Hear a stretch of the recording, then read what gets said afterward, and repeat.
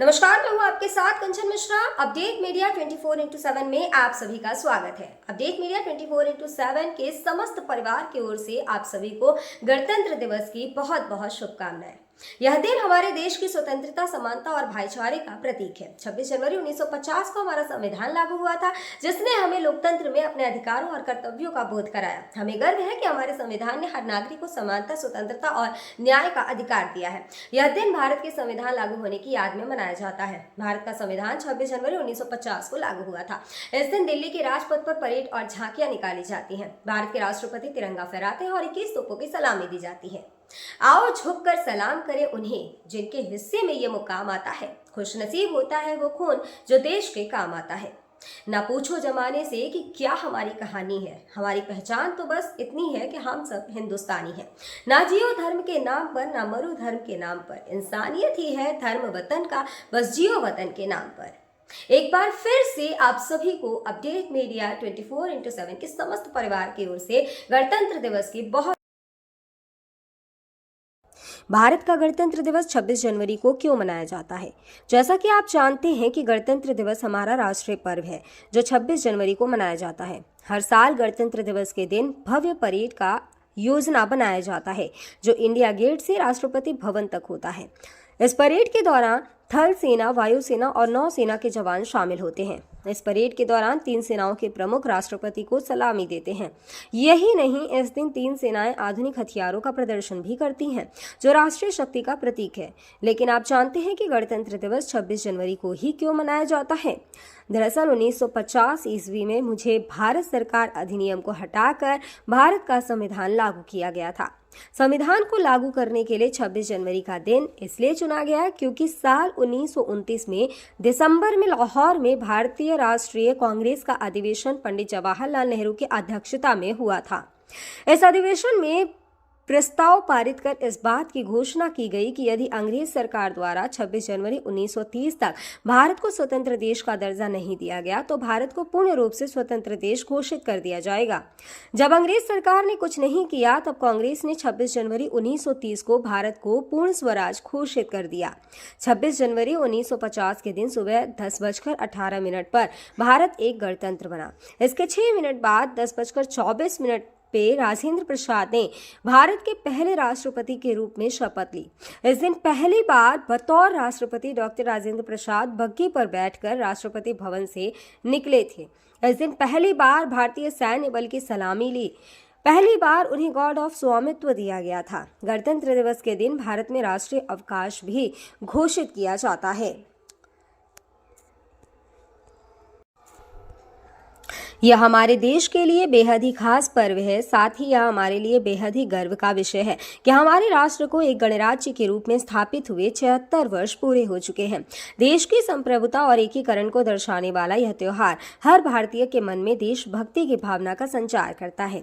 26 जनवरी 1950 21 तोपों की सलामी के साथ तिरंगा फहराते हुए राष्ट्रपति डॉक्टर राजेंद्र प्रसाद ने स्वतंत्र भारत का स्वनिर्मित संविधान लागू किया। भारत के नए युग की शुरुआत के साक्षी देशवासियों सहित सी गोपालाचारी, जवाहरलाल नेहरू, सरदार पटेल जैसे गणमान्य बने। मात्र 3 साल पहले आजादी की सुबह देखने वाले देश ने अपना संविधान बनाकर विश्व को अपनी संप्रभुता का परिचय दिया। हालांकि ये डगर इतनी आसान नहीं थी। इतिहास के पन्नों को टटोले तो मालूम होता है कि स्वराज के साथ ही अपने संविधान, हक और हुकूम की लड़ाई बेहद चुनौती भरी थी। दरअसल अंग्रेजों की गुलामी से त्रस्त देशवासियों को प्रथम विश्व युद्ध के दौरान एक सुनहरा अवसर हाथ लगा जब ब्रिटेन की ओर से मदद की गुहार लगाई गई। भारतीयों ने सहर्ष प्रस्ताव स्वीकार किया और वर्ल्ड वॉर में ब्रिटेन के साथ खड़े नजर आए। यह उद्देश्य के साथ कि उन्हें आगे चलकर अंग्रेजों की हुकूमत से आजादी मिल जाएगी। लेकिन एक बार फिर अंग्रेज अपनी बात से पलटते नजर आए और आजादी के बदले लेकर आए भारत सरकार अधिनियम 1919। इस अधिनियम का असर ये रहा कि देश के कुछ बड़े प्रांत में दोहरी शासन प्रणाली व्यवस्था लागू हुई। इसके तहत स्वास्थ्य, शिक्षा, कृषि जैसे विषयों को भारतीय मंत्रियों के सम्मुख सौंप दिया गया था। वहीं दूसरी तरफ से सैन्य, रक्षा और विदेशी मसले जैसे अहम मुद्दे वायसराय के अधिकार क्षेत्र में रहे। इसके अनुरूप भारतीयों को यह आश्वासन दिया गया कि इस अधिनियम से पड़ने वाले प्रभावों का विषय में भविष्य में आकलन किया जाएगा। अंग्रेजों के इसी कदम ने जमीन तैयार की साइमन कमीशन की।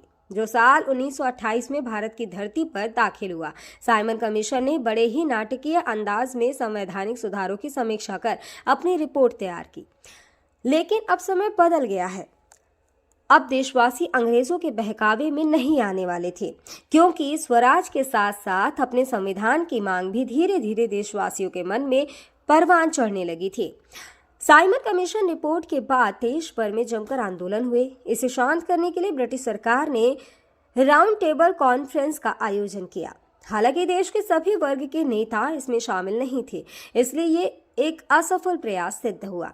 लेकिन जहां एक तरफ ब्रिटिश हुकूमत भारतीयों के इरादों को एक बार फिर भुलाने के जद्दोजहद में लगी थी, तो वहीं दूसरी तरफ देश के वीर सपूतों ने अपने संविधान का खाका तैयार भी कर लिया था। साल 1928 में मोतीलाल नेहरू सहित 8 कांग्रेस नेताओं ने एक संविधान का मसूदा तैयार किया, जिसकी नींव 1921 में भारतीय राष्ट्रीय कांग्रेस के कराची अधिवेशन में तय की गई थी। इस तरह स्वतंत्र भारत के संविधान की रूपरेखा सजने लगी थी। समय का पहिया आगे बढ़ता गया। फिर आया गवर्नमेंट ऑफ इंडिया एक्ट 1935, जिसे हमारे संविधान का संरचनात्मक आधार कहा जाता है। दूसरे शब्दों में कहें तो यह एक फाउंडेशन बन गया, जिसके ऊपर मौजूदा संविधान की भव्य इमारत खड़ी हो गई।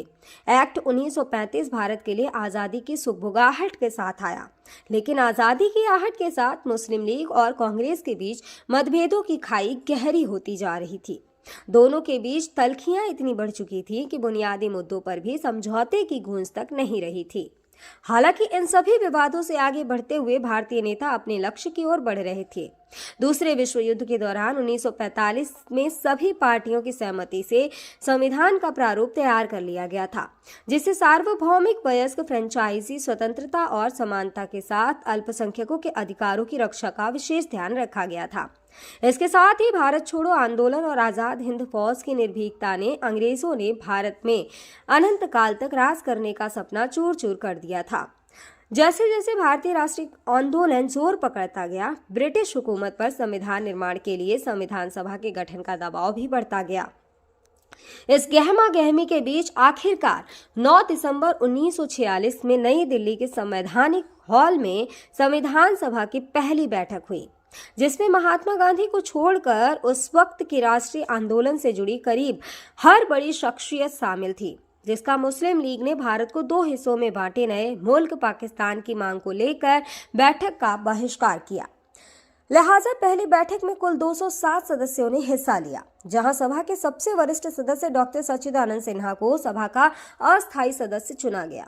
हालांकि 2 दिन बाद 11 दिसंबर को डॉक्टर राजेंद्र प्रसाद सभा के अध्यक्ष निर्वाचित हुए और डॉक्टर HC मुखर्जी और VT कृष्णमाचारी को सभा का उपाध्यक्ष बनाया गया। इसी कड़ी में आया सुनहरा दिन 15 अगस्त 1947 का, जब गुलामी की बेड़ियों को तोड़ भारत ने आज़ादी की नई सुबह देखी। देशवासियों में जोश भरते हुए आज़ाद भारत के प्रथम प्रधानमंत्री जवाहरलाल नेहरू ने बुलंद आवाज में देश को संबोधित किया। इतिहास के पन्नों में यह भाषण ट्रस्ट विद डेस्टिनी नाम से दर्ज हुआ। इसके साथ ही तेज हुई संविधान निर्माण की प्रक्रिया। आज़ादी के बाद चुनौतियों में इजाफा हुआ। संविधान पर सामग्री की कमी थी, लेकिन उसका सही चयन और उचित व्याख्या का काम बहुत जटिल था। BN राव द्वारा तैयार किए गए संविधान के प्रारूप पर विचार विमर्श करने के लिए संविधान सभा 29 अगस्त 1947 को एक संकल्प पारित करके प्रारूप समिति का गठन किया। इसके अध्यक्ष के रूप में डॉक्टर भीमराव अंबेडकर को चुना गया। इस समिति में अंबेडकर के अलावा 6 और सदस्य थे। संविधान निर्माण के दौरान कई अहम फैसले लिए गए, जिसके राष्ट्रमंडल के समूह में भारत की सदस्यता, राष्ट्रध्वज का चयन, साथ ही राष्ट्रगान और राष्ट्रनीति का चुनाव शामिल था।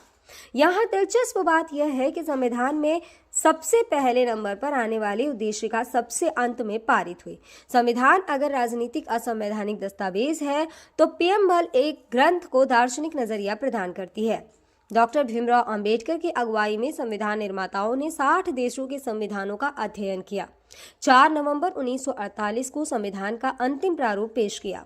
संविधान तैयार करने के बाद मुश्किल खड़ी हुई कि इसे सुंदर अक्षरों में पिरोकर कैसे संजोया जाए।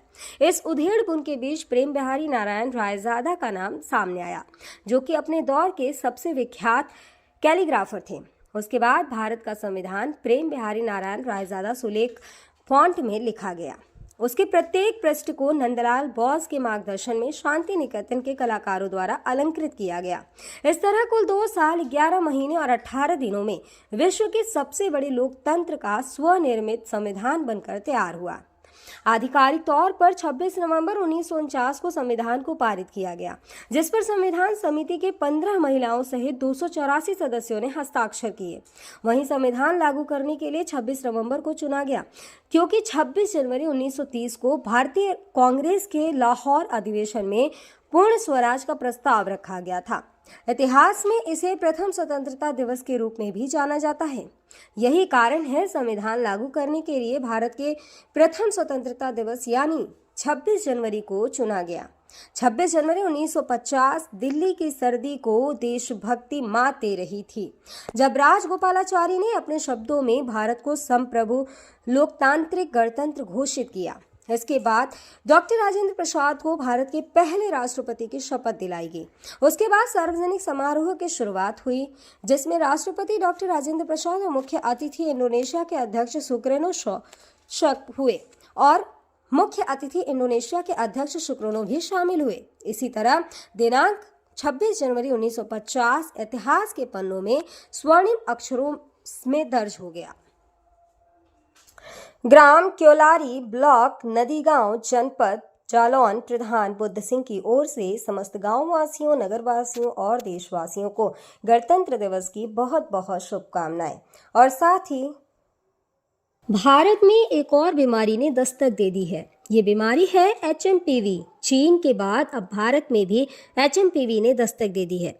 भारत में HMPV के 2 केसेस मिले हैं, जिसके बाद लोगों के मन में डर और सवाल पैदा हो गए हैं। सवाल ये कि HMPV वायरस क्या है, HMPV वायरस के लक्षण क्या है, HMPV वायरस से कैसे करें बचाव और क्या HMPV कोई नया वायरस है। अगर आपके मन में भी ये सवाल है तो यहाँ आपको हर सवाल के जवाब मिल जाएंगे। चीन में ह्यूमन मेटान्यूमो वायरस की वजह से वायरल बुखार श्वसन संक्रमण के बड़े मामले सामने आ रहे हैं। कर्नाटक में 2 मामले सामने आए हैं, जिनमें बेंगलुरु में भी 8 महीने की बच्ची में इस वायरस के संक्रमण का मामला सामने आया है। अब सवाल ये है कि आखिर HMPV क्या है। HMPV यानी ह्यूमन मेटान्यूमो वायरस एक श्वसन वायरस है जो फ्लू जैसे लक्षण पैदा करता है। अब निचले और ऊपरी श्वसन संक्रमण जैसे सर्दी का कारण बनता है। यह एक मौसमी बीमारी है जो आमतौर पर सर्दियों और शुरुआती वसंत में होती है, जो RSV यानी रेस्पिरेटरी सिंसिटियल वायरस और फ्लू के समान होते हैं। इससे बचाव के लिए HMPV आमतौर पर बच्चों में ही डिटेक्ट होता है। सभी फ्लू सैंपल में से 0.7 फेज में HMPV होते हैं। इसके लक्षण है कि HMPV वायरस को ह्यूमन मेटान्यूमो वायरस या ह्यूमो वायरस कहते हैं, जिसके लक्षण काफ़ी हद तक सामान्य सर्दी जुकाम के समान होते हैं। सामान्य मामलों में यह खांसी या गले में घरघराहट, नाक बहने या गले में खराश का कारण बनता है। छोटे बच्चों या बुजुर्गों में HMPV का संक्रमण गंभीर हो सकता है। कमज़ोर ह्यूमन सिस्टम वाले लोगों में भी ये वायरस गंभीर बीमारी का कारण बन सकता है। कहा जा रहा है कि इस वायरस से संक्रमित मरीजों में सांस लेने में दिक्कत और फ्लू जैसे लक्षण दिखाई दे रहे हैं। इसके इलाज के लिए ज़रूरी है कि इसमें सबसे ज़रूरी होता है कि अगर आपको HMPV के होने का संदेह होता है या इस तरह के कोई लक्षण आपको नज़र आते हैं तो बिना डॉक्टर के सलाह के कोई भी एंटीवायरल दवाओं का इस्तेमाल ना करें। सांस की बीमारी से जुड़े एक्सपर्ट ने लोगों को मानव मेटान्यूमो वायरस से लड़ने के लिए एंटीवायरल दवाओं का आंख बंद कर उपयोग न करने की सलाह दी है। ऐसे में सावधानी बरतें और बिना डॉक्टर के सलाह के कोई भी दवा न लें। फिलहाल इसका कोई टीका अब तक नहीं है। इसके लक्षण जैसा हम पहले ही बता चुके हैं कि सर्दी जुकाम होते हैं। 2023 में England, Britain, Finland, Australia, Canada, America और चीन में HMPV का पता चला था।